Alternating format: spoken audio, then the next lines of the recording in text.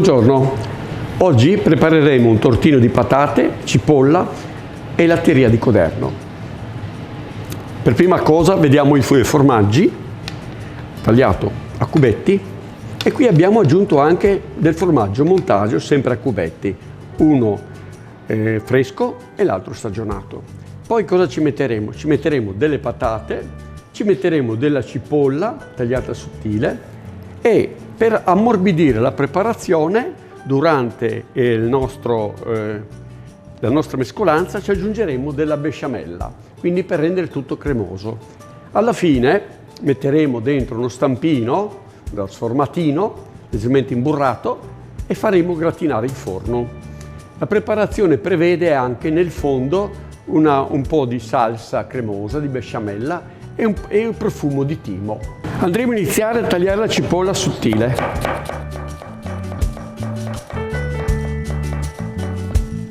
La metteremo in una padella, aggiungeremo un po' di burro e la faremo cuocere ad agio a calore molto basso.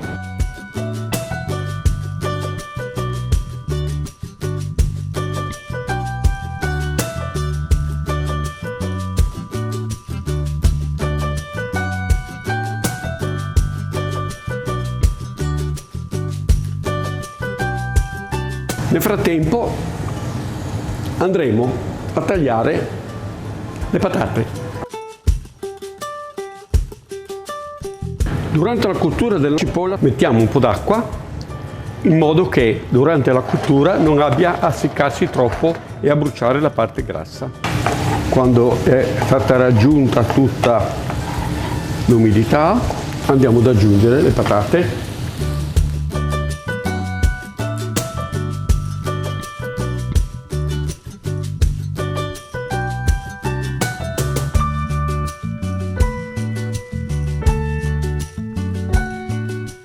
Questo sarà per insaporire la patata con la cipolla, poi alla fine tutto quanto metteremo in una bacinella con l'aggiunta del formaggio e nello stesso tempo lasciamo un po' raffreddare e facciamo la besciamella.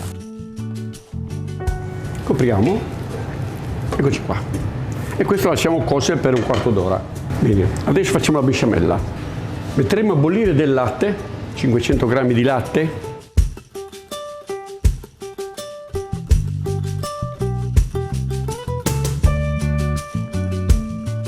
poi in una casseruola aggiungeremo del burro che lo faremo sciogliere e aggiungeremo la farina proprio per preparare la nostra besciamella.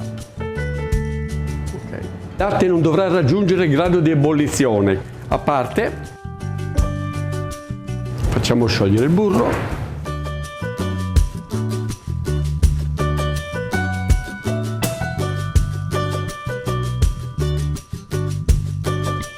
teniamo in considerazione che questo è un burro di panna pastorizzata e quindi si scioglie ma nello stesso tempo non brucia prima perché non avendo siero all'interno o minima quantità, quindi questo avrà queste caratteristiche anche come sapore e anche come digeribilità. Aggiungiamo la farina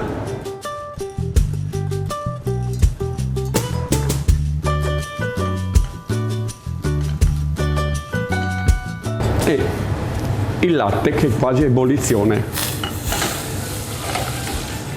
quindi tenderà ad addensare senza creare grumi.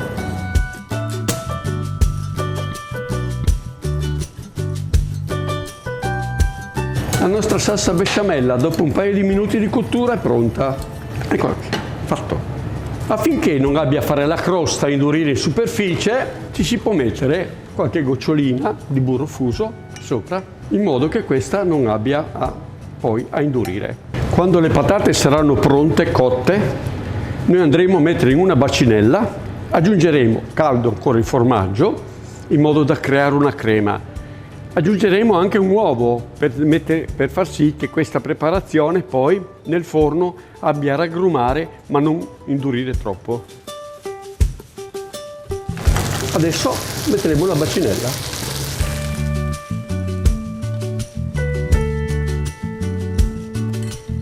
Aggiungeremo i 2 formaggi.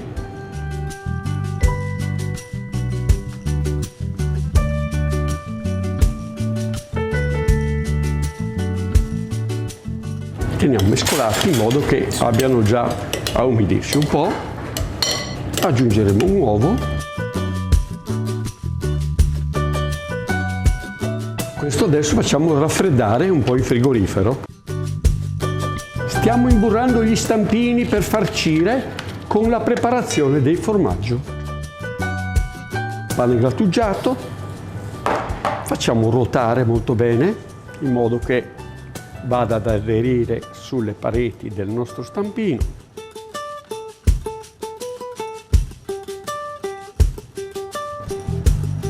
Bene, a questo punto andiamo a farcire i nostri stampini.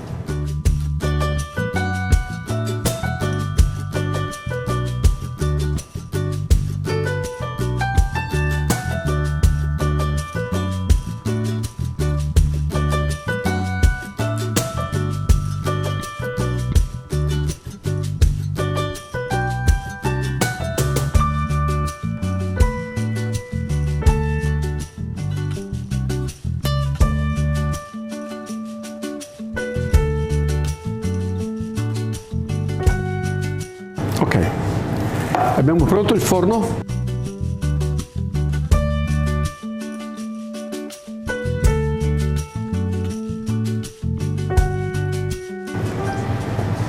Adesso andiamo a far uscire questi sformatini .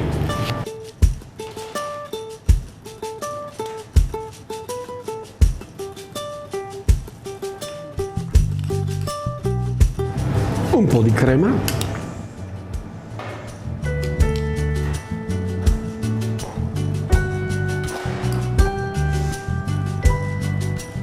Il nostro sformatino, ci metteremo un po' di foglietti di timo, un po' di perline e diamo una pennellata appena alla nostra preparazione.